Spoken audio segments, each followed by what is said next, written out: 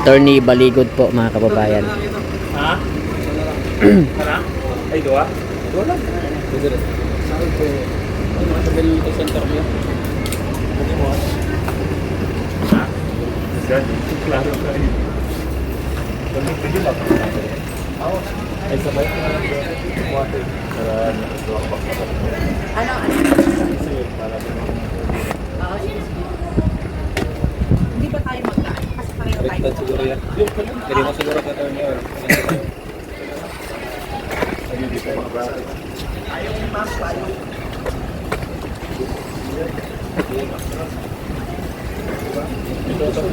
Saan ba kaya? Wala nang makabalik dito. Dito na kayo.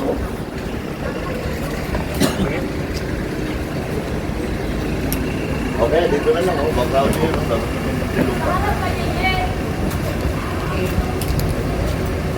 Hingi lang po kami ng pakilinaw na lang po kung ano yung warrant na inilabas ng Muntinlupa RTC labas sa inyo. Magkano po yung pinail niyo po? Oo.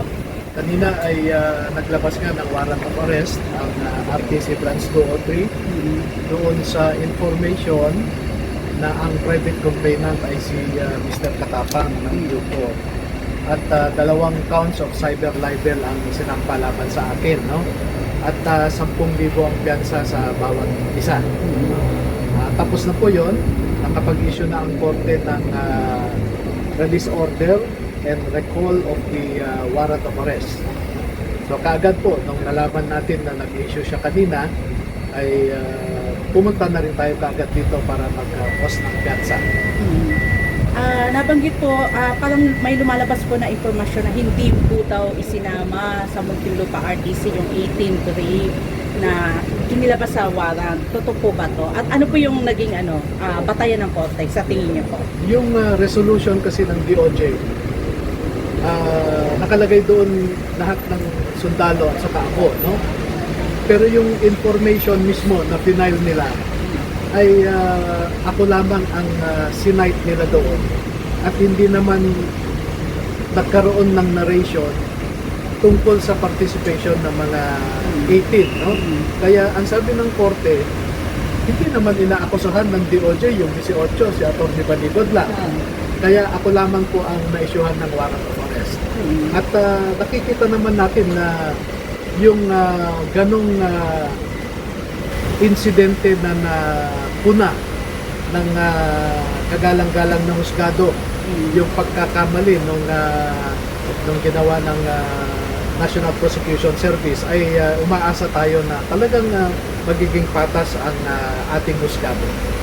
Ano yung nakikita nyo interpretation nyo sa naging action po ng Muntinlupa RTC? Ano pong, bakit dito sa Muntinlupa hindi isinali yung grade 80 samantalang sa Caloocan kasali naman po sila? Yung sa Caloocan kasi, ang complainant ko ay iba, si Mr. Trillanes. Dito naman si Mr. Katapang. At dahil dito yung opisina ng Bureau of Corrections, ay kaya dito ang jurisdiction. Yun ang sinasabi natin sa mga nag-iimbestiga ngayon na iba't ibang City Prosecutor's Office katulad sa Marawi,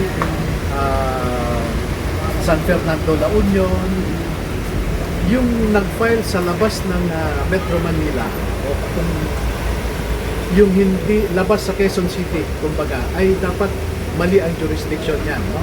Dapat isampa nila sa fiscal ng Quezon City or DOJ proper, no? Ngayon, yun ang isang pinagtatakahan ko, ano, dahil maliwanag sa information nabasa ko kanina na ang sinasabi ni Mr. Katapang ay sinabi ko di umano na dito sa Bucor ay may mga nangyayari noon na yung budget para sa pagkain ng mga nakakulong ay minsan binabawasan yan, no? Pero maliwanag din doon, kinote pa ng DOJ na hindi ko naman sinasabi na ganito ang nangyari dito. Pero nagsampa pa rin sila. Kaya halata naman na nagpapagamit itong DOJ NPS ni Madulyon. Sa ano po ba, mismo sa order ng Muntinlupa RTC, nakasaad po ba na hindi kasama yung 18th rape na para sa warrant? Doon sa information, hindi kasali. Okay. Kaya hindi nag-issue ng warrant of arrest ang korte. Attorney, sa ngayon po, ano po yung susunod ninyong legal na hakbang kaugnay ng kasong ito po? Ang nakikita ko initially ay magsasampa tayo ng motion to quash, no? Kasi yung allegation doon sa information does not constitute an offense. Kahit totoo yung sinabi ko, it is not a crime. Sinasabi nga long ago in 1918 in US versus Bustos na ang mga opisyal ng gobyerno ay hindi dapat onion skin, no? Dapat ang ginawa ni Mr. Katapang nung sinabi ko na yung pagkain minsan ng mga nakakulong ay binabawasan ang budget, dapat nagpa-imbestiga siya. Hindi yung akala niya insulto sa sarili niya, no? So I think at this instance, he is that kind of a public official specifically mentioned in US versus Bustos not to be onion skinned, no? Dapat hindi balat sibuyas. Attorney, pagkatapos, kailan niyo pinaplano mag-file ng ano? Bago po ang arraignment, no?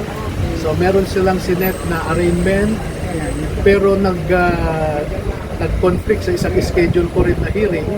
So magpa-file muna ako ng motion to cancel the original setting and move it to a later date na free ang both court and myself. Kailan po sana yung arraignment? Sa August 18 eh. Okay po, ano po yung balita po natin sa sa Las Piñas po? Ano po yung status ng Ngayon naman, sa Las Piñas, ang balita ko ay hindi pa lumalabas ang warrant of arrest. Pero sa San Juan, balita ko ay anytime lalabas din yung warrant of arrest. Kaya naghahanda rin po kami na pumunta doon sa San Juan. Last message nyo na lang po na sa ating mga viewers ngayon po. Gusto ko pong kunin ang pagkakataon na ito na magpasalamat sa marami nating kababayan na kusang loob na pumunta sa mga kaibigan natin para makapagpadala sila ng tulong para sa ating piyansa, no? Merong isang ale na ang hanap buhay ay talipapa lamang, yung isa ay mananahe, no? Meron pang taga Cebu na meron din siyang maliit na tindahan, ay nagpadala siya ng tulong para sa pagpiyansa sa ating mga Brave 18, no? Maraming salamat po sa inyo. Ito po ay hindi namin malilimutan na actuation po ninyo, no? At itong ginagawa namin ay hindi lang po para sa amin, para sa pamilya natin, pero para sa lahat po ito, para sa buong Pilipino ang ipinaglalaban po namin. Maraming salamat po.